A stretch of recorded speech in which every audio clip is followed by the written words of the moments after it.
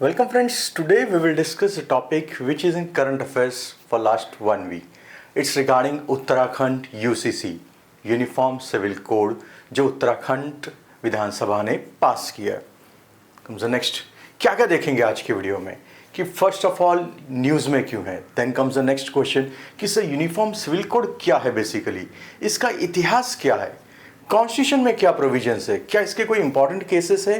Then obviously will discuss Uttarakhand UCC, उसके positives, उसके ऊपर क्रिटिसिज्म क्या किया है, and then as usual conclusion and mains and prelims questions. So let's start the video.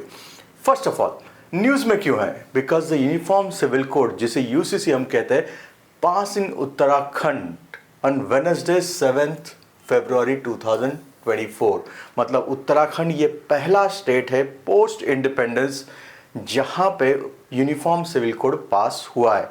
ना you may से कि सर गोवा में तो ऑलरेडी ये एग्जिस्टिंग है, यस, बट गोवा में ये पहले से चलता आ रहा था जब पोर्तुगीज का रूल था. सो पोस्ट इंडिपेंडेंस अगर मैं कहूँगा भारत में पहला स्टेट तो obviously it is Uttarakhand. Then comes the next question कि सर यूनिफॉर्म सिविल कोड है क्या. Listen carefully. अगर कोई क्राइम करता है, ए या बी कोई भी आदमी करता है, तो in that case we have common criminal law. मतलब क्रिमिनल लॉस के लिए हमारे यहाँ पे ऐसा कुछ है क्या कि किसी एक रिलीजन के लिए एक लॉ, दूसरे रिलीजन के लिए अलग लॉ? नहीं. क्लियरली अपने यहाँ कोई भी क्राइम करे इर्रिस्पेक्टिव ऑफ उसकी रिलीजन, उसकी कास्ट, जेंडर, सबके लिए एक ही कानून है.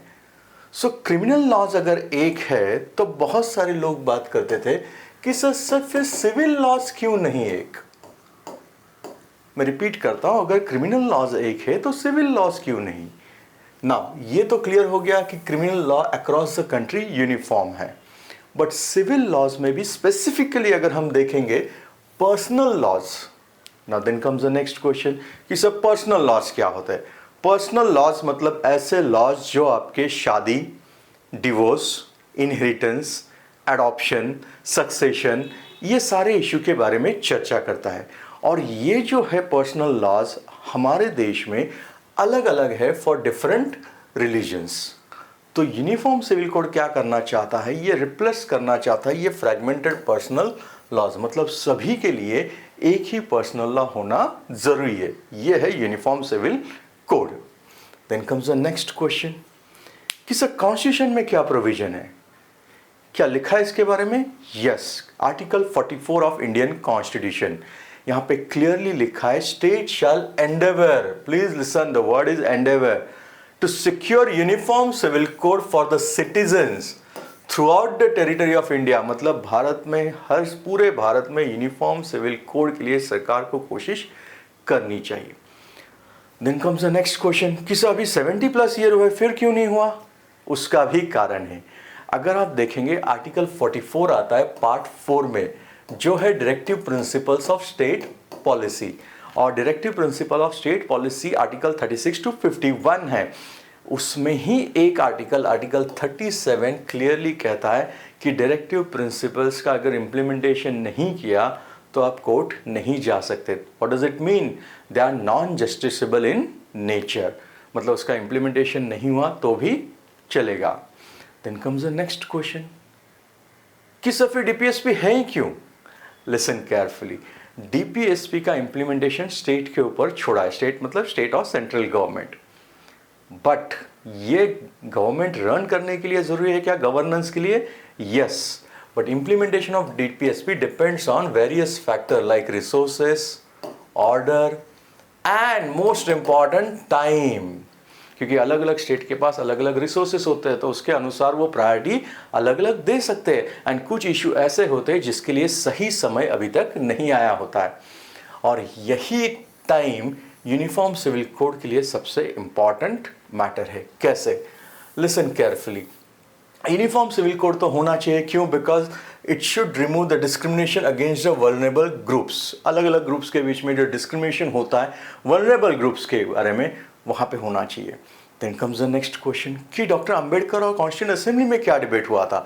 डॉक्टर अंबेडकर ने कॉन्स्टिट्यूंट असेंबली में तो क्लियरली कहा था कि formatting uniform civil code is desirable. but in the initial stages it should remain voluntary. So please remember clearly कि यहाँ पे क्या clearly कहा है कि UCC होना desirable है क्या? Answer is yes, but in the initial stages it should be voluntary, and that's the reason ये कहाँ पे ऐड किया गया? Directive Principles of State Policy. I hope clear हुआ है, और सही समय आने पर इसका इम्प्लीमेंटेशन होना चाहिए so that nation could accept the UCC, उस वक्त इसे बनाया जा सकता है, ये उनकी सोच रही। और क्या है कॉन्स्टिट्यूशन में? ये marriage, divorce, minors, adoption, will, ये कौन सा लिस्ट में आता है और लिस्ट होता क्या है? लिसन केयरफुली, 3 लिस्ट है, एक है यूनियन लिस्ट, एक है स्टेट लिस्ट, और तीसरा है कंकरेंट लिस्ट, जो कि ऊपर लिखा हुआ है कहाँ पे? ये सारा schedule 7 of Indian constitution. Now listen carefully, schedule 7 of Indian constitution में 3 लिस्ट दिए गए हैं, union list, state list, concurrent list. कौन सा लिस्ट इंपॉर्टेंट है? सारे लिस्ट इक्वली इंपॉर्टेंट है, सारे लिस्ट इक्वली इंपॉर्टेंट है। डिवीजन ऑफ पावर है between union and state government. जो सब्जेक्ट यूनियन लिस्ट में आते हैं उसके ऊपर सिर्फ कौन कानून बना सकता है? पार्लियामेंट। स्टेट लिस्ट में आते हैं उनके पास state legislature and in certain cases parliament. But concurrent case में दोनों कानून बना सकते हैं, centre as well as state. मतलब यहाँ पे पार्लियामेंट भी लॉ बना सकती है और स्टेट लेजिस्लेचर भी लॉ बना सकती है। Then comes the next question, फिर किसका चलेगा? अगर दोनों ने कानून बनाया और अगर वो कॉन्ट्राडिक्ट होता है, इन दैट केस सेंटर का लॉ प्रिवेल करेगा रिगार्डिंग कंकरेंट लिस्ट, आर्टिकल 254। और अब आते हैं मुद्दे पे। मैरिज, डिवोर्स, अगर आप सब्जेक्ट देखेंगे तो ये है concurrent list entry number 5। I hope clear हुआ। ये कहाँ पे है? Concurrent list entry number 5। मतलब यहाँ पे कानून कौन बना सकता है? Centre as well as state. तो क्या उत्तराखंड असेंबली को ये पावर था क्या? Answer is yes. Concurrent list में क्लियरली कहा है marriage, divorce, infant, adoption, will, ये सारे मैटर दोनों भी डिसाइड कर सकते हैं। लेकिन अगर सेंटर से क्लैश होगा तो सेंटर का चलेगा। Then comes the next question कि सर क्या आज तक कोई पर्सनल लॉज हुए हैं क्या इंडिया में? यस। अगर आप देखेंगे तो नेहरू और अंबेडकर दोनों का एक मत था कि रिगार्डिंग हिंदू कोड बिल, और इसलिए दोनों ने कोशिश भी की। बट हिंदू कोड बिल भी अगर आप देखेंगे तो एक इसमें पास नहीं हुआ है, ये भी अलग अलग स्टेजेस में पास हुआ है। फॉर एग्जाम्पल, पहला हुआ Hindu marriage act 1955, then Hindu succession act, मतलब आपके बाद, then Hindu minority and guardianship, मतलब बच्चे का गार्डियनशिप किसके पास जाएगा, 56, and then obviously maintenance and adoption के बारे में। लेकिन हिंदूज के तो काफ़ी एक्ट कोडिफाई हो चुके हैं, एंड यहाँ पे टर्म हिंदू का मतलब है Sikh, Jaina and Buddhist for this particular laws. मतलब नेहरू को लगता था कि उनकी पॉपुलैरिटी का वो यूज़ कर सकते हैं अच्छे कारण के लिए, सो दैट वो हिंदूज को कन्विंस कर सकते हैं। और एक बार अगर मेजॉरिटी कन्विंस हो गई, इम्प्लीमेंट हो गए, तो धीरे धीरे ये अक्रॉस इम्प्लीमेंट कर सकते हैं, obviously with little bit changes. Then comes the next, so Hindus का हो गया, मतलब मेजॉरिटी का हो गया। But for Muslims we have Muslim personal laws, इसमें भी थोड़े बड़े एक्ट है। For Christian, Zoroastrian, Jews, we have different personal laws of their own. Means Hindus are governed by Hindu Marriage Act and Divorce Act, Christian by Christian Marriage Act, Muslims by Muslim. जैसे कि मैंने कहा कि भारत में personal law अलग अलग है। Personal law क्या होता है, that we have already seen. Then comes the next question कि सर ज़रूरत क्या है यूनिफॉर्म सिविल कोड की? इसके बारे में अभी दो व्यूज़ है। कुछ लोग कहते हैं कि इसकी ज़रूरत है, कुछ इसके अगेंस्ट है। एग्जाम में दोनों क्वेश्चंस आ सकते हैं। We will discuss only from exam point of view. Those who are in favour, उनका कहना है इससे रियल सेक्युलरिज्म प्रमोट होगा। सचमुच में सेक्युलरिज्म प्रमोट होगा, जो रियल होगा, ना कि सूडो होगा। और यहां पे सारे भारतीय को एक जैसा ट्रीटमेंट किया जाएगा। मतलब आर्टिकल 14 जो बात करता है इक्वालिटी बिफोर लॉ, यहाँ सारे भारतीय एक जैसे ट्रीट किए जाएंगे इर्रिस्पेक्टिव ऑफ देयर रिलीजन। सो उनका ये मानना है कि ये इसके लिए ये ज़रूरी है। एंड अगर आप देखेंगे तो मोस्टली जो पर्सनल लॉज है, I am not naming A religion or B religion, don't think, mostly personal laws ये ज़्यादा मेल ओरिएंटेड है। मतलब जेंडर इक्वालिटी की बात करेंगे तो तो विमेंस के खिलाफ ही लगते हैं, या फिर हम कह सकते हैं कि मेल को ज़्यादा सुपेरिटी दी गई है। तो अगर आप चाहते हैं सचमुच में जेंडर इक्वालिटी हो, मतलब स्त्री पुरुष समानता हो, तो यूनिफॉर्म सिविल कोड का होना ज़रूरी है। से फॉर एग्जांपल पॉलीगैमी क्या ठीक है क्या, मेंटेनेंस की बात करें, या फिर एडॉप्शन की, या फिर कई केसेस में आपका इनहेरिटेंस की। इनहेरिटेंस में हम बहुत बार देखते हैं लड़कियों को उतनी प्रॉपर्टी राइट्स नहीं मिलते। तो ऐसे बहुत सारे इश्यूज़ है। तो अगर आप जेंडर इक्वालिटी सचमुच में लाना चाहते हैं तो यूनिफॉर्म सिविल कोड का होना ज़रूरी है। और ये एक सिंबल है किसका, एक मॉडर्न नेशन, मतलब मॉडर्न नेशन है। और अगर देश को सचमुच में आपको एक करना है, नेशनल इंटीग्रेशन करना है, तो इसका एक बेस्ट साधन ये है। And most important, there are many provisions which are overlapping, इसको अवॉइड भी कर सकते हैं। एंड बहुत बार पर्सनल लॉ के वजह से बहुत सारा लिटिगेशंस भी होता है। सो डोंट यू थिंक ये लिटिगेशन भी कम कर सकते हैं? Not only this, don't you think we normally see there are few political party, we may be in favor of uniform civil code, someone may be against uniform civil code, तो election में तो ये मुद्दा होता ही है। तो ये जो वोट बैंक पॉलिटिक्स है, अगर यूनिफॉर्म सिविल कोड हो गया तो एक ही झटके में ये खत्म हो जाएगा।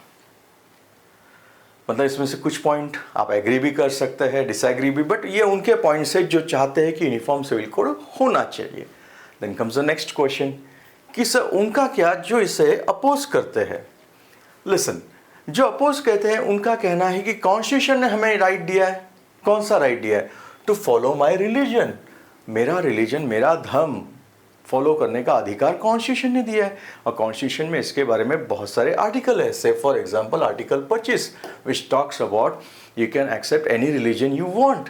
Article 29 talk about minorities, they can preserve their culture. मतलब कॉन्स्टिट्यूशन में ऐसे बहुत सारे आर्टिकल्स हैं जो दिखाते हैं कि मुझे मेरा रिलीजन कंटिन्यू करने का पूरा अधिकार है, स्वतंत्रता है, इंडिपेंडेंस है। एंड ये मेरा फंडामेंटल राइट है बिकॉज ये it's fall under part 3 of Indian constitution. दूसरा इनका कहना है अगर आप इसे होमोजेनियस करने जाओगे तो डोंट यू थिंक इंडिया का जो मेन फीचर है डाइवर्सिटी, इसमें अफेक्ट हो जाएगा। और एक मिस इन्फॉर्मेशन में कह रहा हूं, मिस इन्फॉर्मेशन है लोगों में कि यूनिफॉर्म सिविल कोड आएगा तो मेजॉरिटी की विल माइनॉरिटी पे इम्पोज की जाएगी। दैट्स रीजन मैंने यहाँ पे क्वेश्चन मार्क रखा है। ये एक मिस इन्फॉर्मेशन, मतलब ऐसा लगता है कि भाई किसी और का, मेजॉरिटी का जो होगा वो हमारे ऊपर थोपा जाएगा। ये सही गलत तो आने वाला समय बताएगा। नॉट ओनली दिस, ऐसा भी कहा जाता है कि रिलीजन का मैटर ये पर्सनल मैटर है, स्टेट यानी कि सरकार को इसमें इंटरफियर नहीं करना चाहिए। तो ये एक माना जाता है कि interference of state in personal matter, मतलब स्टेट अननेसेसरी हमारे इसमें इंटरफियर कर रहा है। इतना ही नहीं, don't you think different communities है which are not willing to adopt secular laws separated from their personal laws. और कुछ लोगों का कहना है कि भाई अगर आप ह्यूमन राइट्स की ही बात करते हो, लिसन केयरफुली, ह्यूमन राइट्स की बात करते हो तो इन दैट केस ऐसे ह्यूमन राइट्स या कुछ गलत प्रथा है अलग अलग रिलीजन्स में, कुछ अगर आपको लगता है कि जो अगेंस्ट विमेन है, एंटी ह्यूमन है, तो in that case you can go for general laws. उसके लिए यूनिफॉर्म सिविल कोड की क्या ज़रूरत है? मतलब दोनों साइड के अपने अपने दावे है। अब आते हैं अगले मुद्दे पे, दैट इज कि उत्तराखंड ने जो बिल पास किया है, वहाँ के जो सीएम है दहल, उन्होंने जो बिल पास किया है विधानसभा में, इसके की फीचर क्या है ना। फीचर डिस्कस करते करते हम लोग पहले ये भी देखेंगे कि उसमें से पॉजिटिव फीचर क्या है। जो पॉजिटिव है वो भी देखेंगे, जिनके ऊपर लोग क्रिटिसिज्म करते हैं वो भी देखेंगे, and then we will draw the conclusion that you can decide. First of all जो सबसे अच्छा लगता है क्या, अलग अलग न्यूज़पेपर इसके बारे में काफ़ी चर्चा आ चुकी है, हिंदू एक्सप्रेस और हिंदुस्तान टाइम्स वगैरह।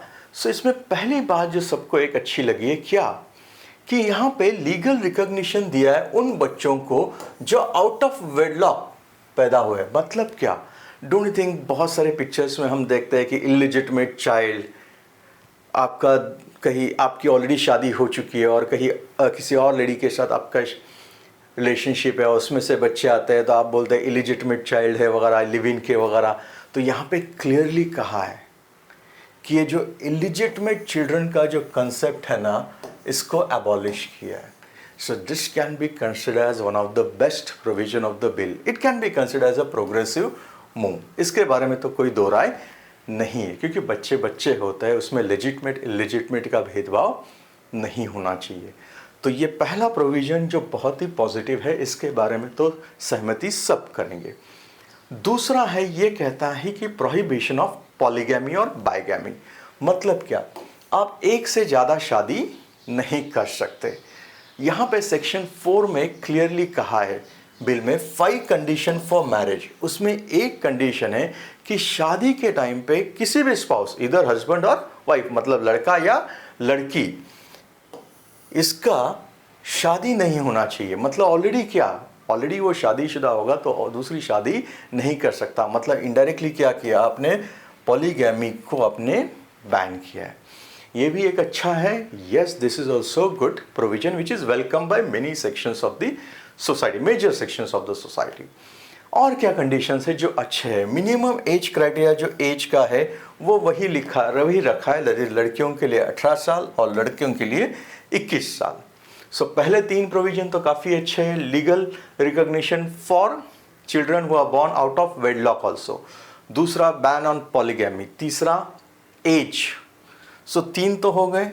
चौथा और एक बहुत ही अच्छा है, that is registration of marriage. मतलब क्या, मोस्टली क्या होता है, ऐसी क्रिटिसिज्म की जाती है कि आप शादी करते हैं लेकिन उसका रजिस्ट्रेशन नहीं होता, फिर किसी की 2 शादी होती है, 3 शादी, एविडेंस, फिर कोर्ट केसेस। एंड कोर्ट में अगर आप देखोगे तो मेजॉरिटी केसेस ये मैरिज रिलेटेड ही होते हैं। तो इसमें इसका भी एक सोल्यूशन लाने की कोशिश की है। क्या कि आप शादी अगर करते हैं, लिसन केयरफुली, आप शादी अगर करते हैं रिगार्डलेस ऑफ एग्जिस्टिंग लॉज और कस्टम्स, मतलब आप किसी भी रिलीजन के हो, कोई भी कस्टम्स हो, किसी भी लॉ से अगर आप शादी करते हैं तो एक काम आपको करना है। क्या, शादी के बाद 60 दिन के अंदर आपको शादी का रजिस्ट्रेशन करना ही होगा। It is binding. It's a good thing. Yes, it is good. मतलब शादी के बाद 60 दिन के अंदर आपको शादी का सर्टिफिकेट रजिस्टर करना ही होगा, रजिस्टर करनी होगी। इससे फ़ायदा होगा क्योंकि बहुत बार कभी कभी मिसयूज़ किए जाता है, may be from either side, तो वो रोकने की कोशिश हो सकती है ना। यहाँ पे क्लैरिटी दी है कि marriages which are there within the state और आउटसाइड द स्टेट, मतलब उत्तराखंड के बाहर भी अगर मैरिज होता है तो भी उसे रजिस्टर्ड करना है, provided at least 1 party is a resident of state.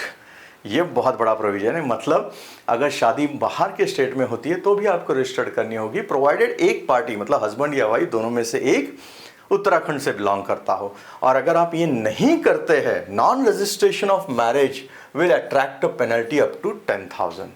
Then you में से कि 10,000 दे दूंगा। नहीं भाई, ऐसा नहीं है। यहाँ पे ये भी कहा है कि 3 महीने तक की जेल भी हो सकती है। अब थोड़ा सोचो, एंड 25,000 भी हो सकते हैं इन केस अगर आप कोई फॉल्स इंफॉर्मेशन देते हो मैरिज रजिस्टर करते समय। मतलब रजिस्ट्रेशन के समय अगर आप कुछ गलत इंफॉर्मेशन प्रोवाइड करते हैं तो उसके लिए जेल भी जाना पड़ेगा, ये भी क्लियरली कहा है।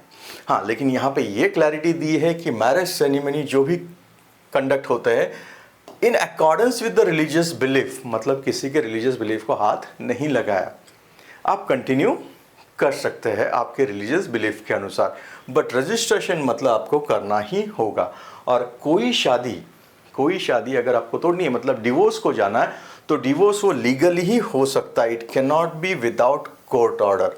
और कोर्ट ऑर्डर के बगैर आप सेपरेशन करने की कोशिश कर रहे हैं, डिसॉल्व करने की कोशिश कर रहे हैं शादी, तो 3 साल तक का जेल हो सकता है। तो इसके बारे में सोच लेना।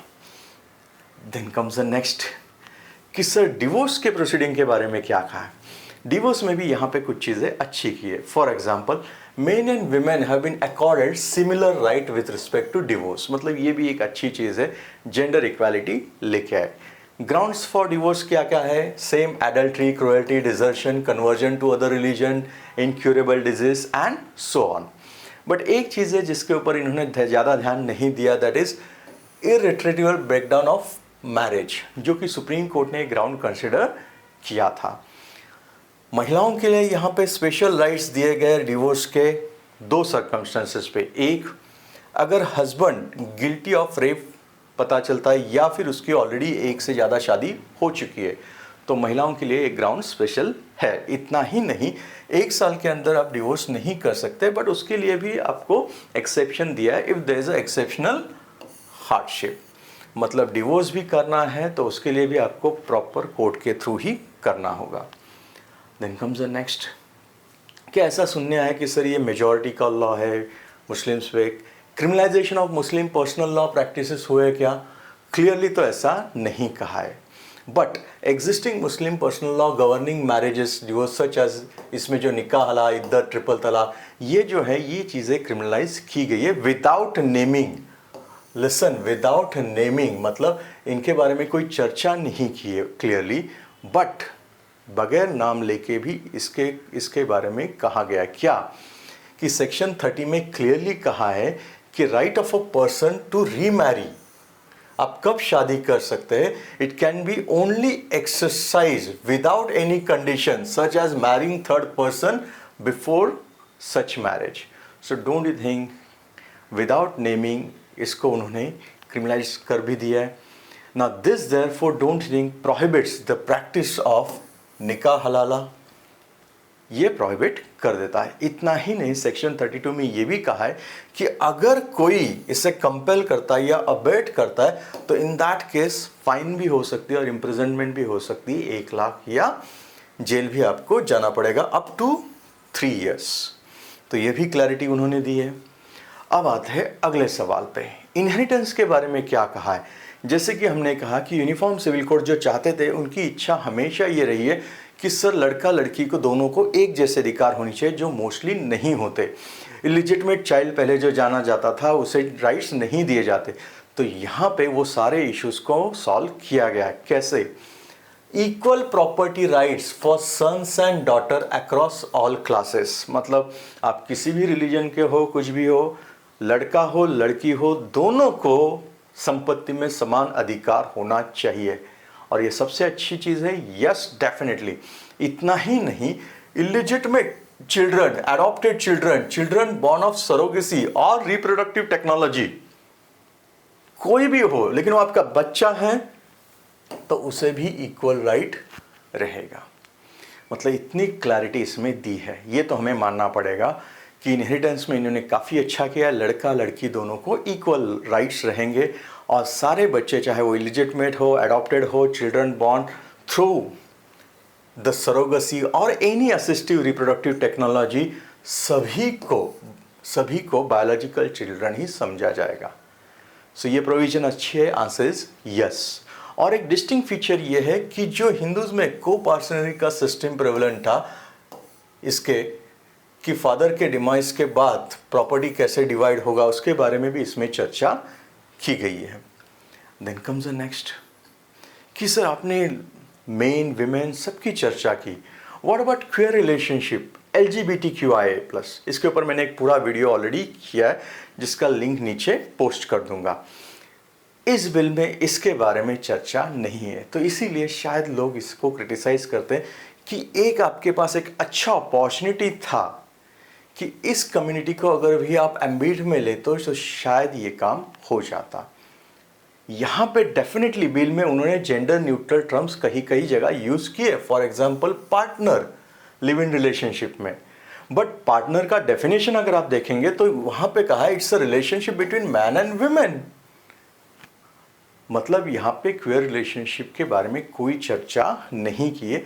दैट्स द रीज़न कुछ लोग कहते हैं कि शायद ये एक बहुत बड़ी अपॉर्चुनिटी मिस की है, क्योंकि सुप्रीम कोर्ट ने खुद रिकॉग्नाइज किया था मैरिज इक्वालिटी वर्डिक्ट एंड इसके बारे में क्वेयर कम्युनिटीज़ के राइट्स के बारे में भी चर्चा की थी।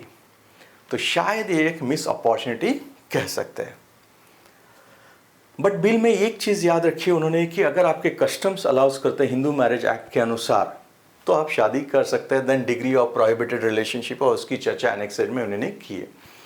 तो एक्सेप्शन क्या है, यहाँ पे एक्सेप्शन दिया है ट्राइबल कम्युनिटीज़ को। ट्राइबल कम्युनिटी जो कि उत्तराखंड का अराउंड 3%, एग्जैक्ट इज 2.9% पॉपुलेशन है, इनको उन्होंने एक्सेप्शन दिया है। सेक्शन 2 में क्लियरली कहा है nothing in this article can is going to be apply for scheduled tribe as per article 366 reading with article 142। मतलब ट्राइबल कम्युनिटी को यूसीसी लागू नहीं होगा यूनिफॉर्म सिविल कोड में। Then comes the last and most one of the important, that is live-in relationship.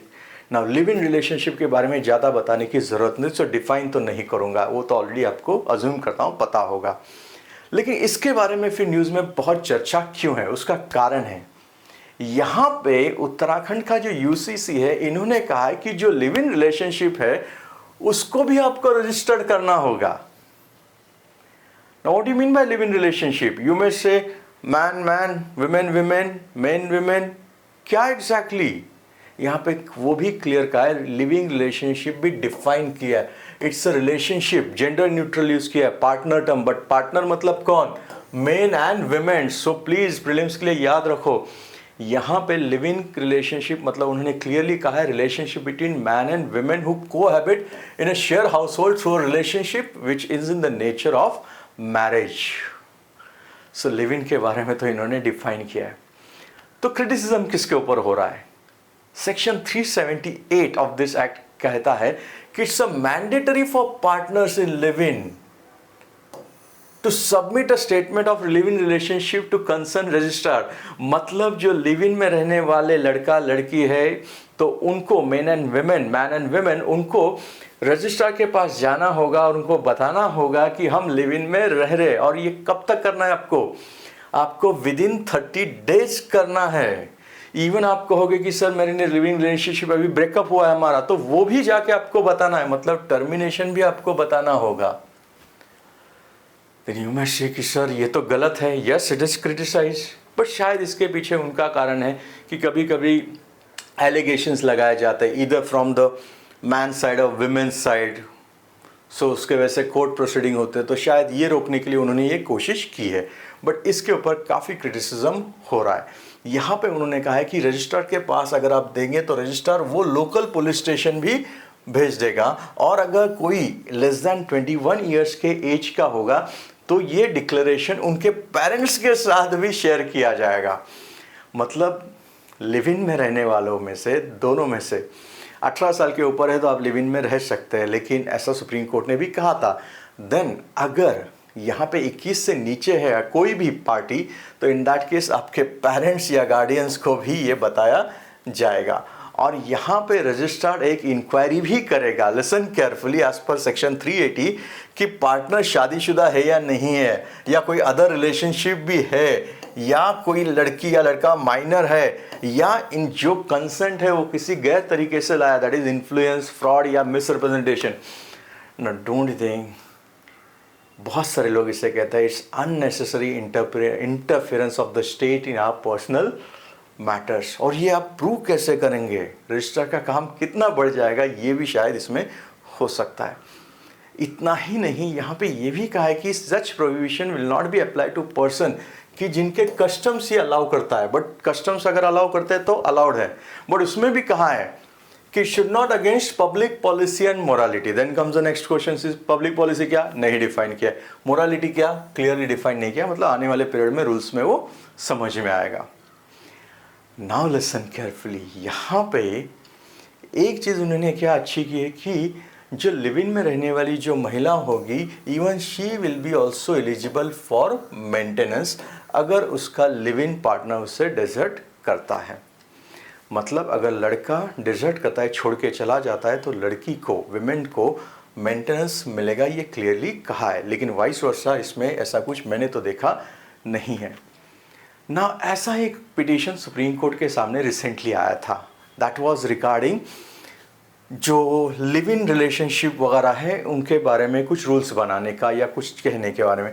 तो उसमें chief justice of India honourable DY Chandrachud, इन्होंने बहुत क्रिटिसाइज किया था कि it's a hare brain idea, गलत आइडियाज़ है ऐसे, और ऐसे आइडियाज़ को कॉस्ट भी इम्पोज करना चाहिए ऐसे पिटिशंस को, बिकॉज पर्सनल मैटर में हमें इंटरफियर नहीं करना चाहिए।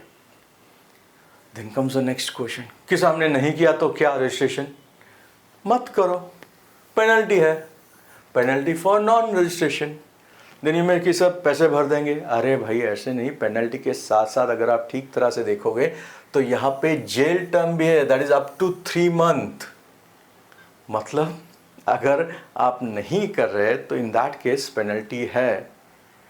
इतना ही नहीं, in case live in relationship do not submit then they will be serve a notice, उन्हें नोटिस सर्व किया जाएगा और उस नोटिस को आपका आंसर देना होगा। अगर वो आंसर नहीं दिया तो आपको जेल भी हो सकती है, 10,000 की फाइन या दोनों हो सकता है, and fine can be increase up to 25,000। बाप रे, तो इतना सब कुछ तो होने वाला है।